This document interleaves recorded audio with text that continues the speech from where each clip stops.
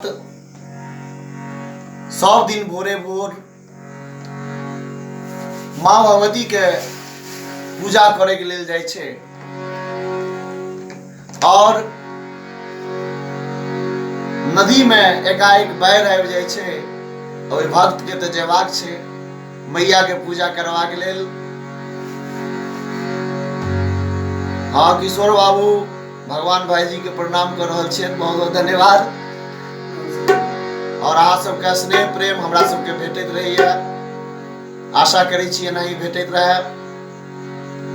गगन बाबू जय हो जय हो। तो देखियो जो नाविक जे छे जरा मल्लाह कहै छियै, तो भक्त देखे छे जे पूरा नदी भरल छे और ओइ मल्लाह सँ नाविक सँ की कहे छे गीत के माध्यम से सुनावे छी। बहुत पुरान गीत छे।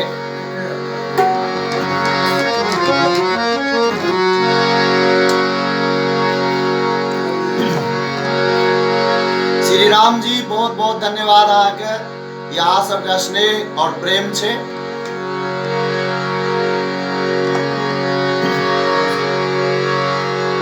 नदिया के एही पारे माई के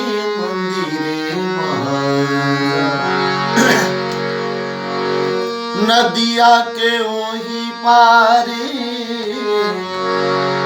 ओना हमरा तो बहुत गीत यादे नहीं रही है, कारण बहुत गीत गेने छिए, ताहि दुआरे जे कोनो त्रुटि हुए क्षमा करब। नदिया के ओही पारे माई के मंदिरे पूजा करब।